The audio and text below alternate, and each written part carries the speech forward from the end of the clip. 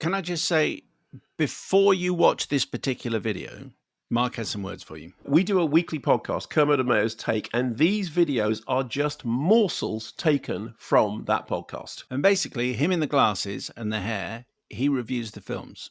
Him in the smaller glasses and the smaller hair, he does all the big interviews. Plus a load more. So wherever you get your podcast, make sure you subscribe and make sure you download on a regular basis. It's very healthy. There's a link below. Don't forget that bit. In the olden times, they didn't have prisons. They'd take a goat, they'd put all the sins of the tribe on it, and then they'd send the goat off to die.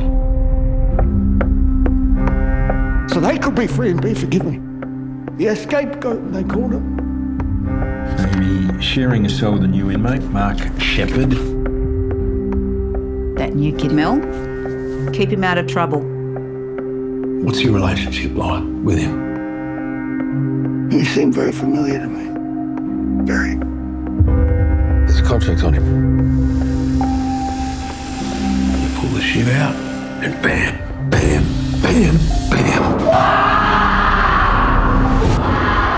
And that's a clip from Inside. I'm delighted to say I've been joined by one of its stars, who is the one and only Guy Pearce. Hello, Guy. How are you, Hello. sir? Hello, I'm very well. Thank you. Thanks for having me. Last time we spoke was for the last Vermeer, which was 2019, I think. Mm-hmm. But something like that. I don't think you were in. It looks as though you're in an incredible recording studio. So that's your own studio, is it, where you record your songs? This is my own studio. I haven't recorded anything in here that has been released. Well, not really. This is a converted garage here in the Netherlands, where we actually shot some of the last Vermeer. Yeah. Not where we shot Inside, of course. That was in Melbourne, where my old studio used to be, that I sadly don't have anymore. But I have lots of that equipment here. Wow. Okay. Well, it looks very impressive. If for fans of tech and that kind of stuff, it looks wonderful. So, Inside is the new movie. This is an extraordinarily intense film, and what I love about it is the fact that if I said it's an Australian hard-hitting prison drama, which all of those words are true, it still isn't a good way of describing what happens in your film. So introduce us to Inside and Warren, your character. Well, it's a good point, and it's part of why I was interested in the film. You know, we have a great history in Australia of prison dramas and crime stories, etc. And they all do attempt to get to the heart of who these characters are. And I just felt in this case that Charles Williams, our writer-director, was delving into particularly sort of the male psyche in a way that I hadn't really seen before and hadn't really read. And I play Warren, a bit of a lifer, really, who professes to want to get out, but really doesn't want to get out. He's fearful of being out in the outside world, and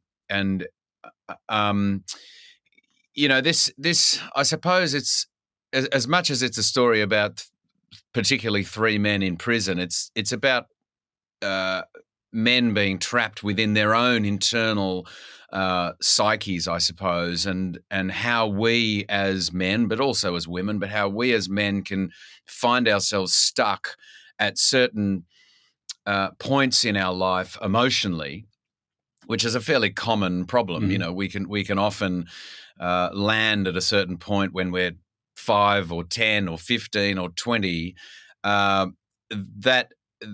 That means we don't progress and we don't evolve, and then we spend the rest of our lives trying to deal with the fact that we're bringing with us that child that is stuck back in whatever age, and obviously that's highly complex and highly complicated for people to even understand, let alone assess, let alone be able to do anything about it.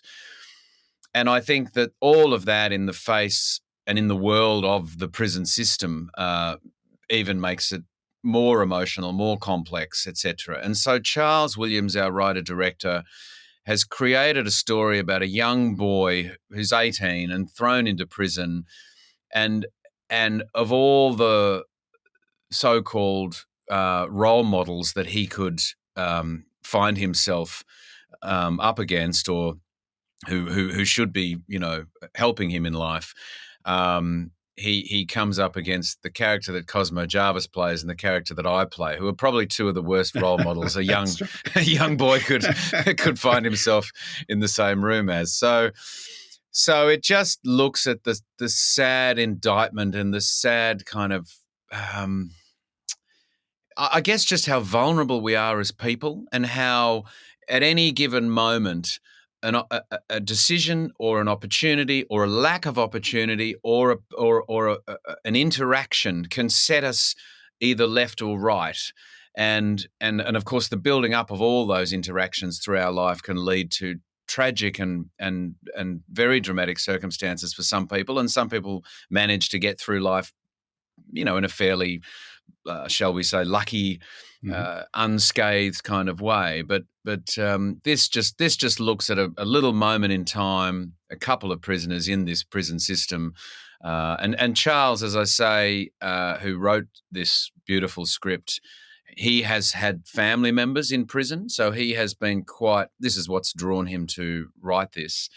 He's quite well. He's a very smart guy, Charles, and he's not only aware of the emotional impact and the effect that families experience with family members in prison, but also the bureaucracy of the prison system, the politics, the larger, the larger picture as well at play. So it just felt really insightful, and the characters were well realized, and just, it was so touching to not only read this script, but then, of course, to make the film as well.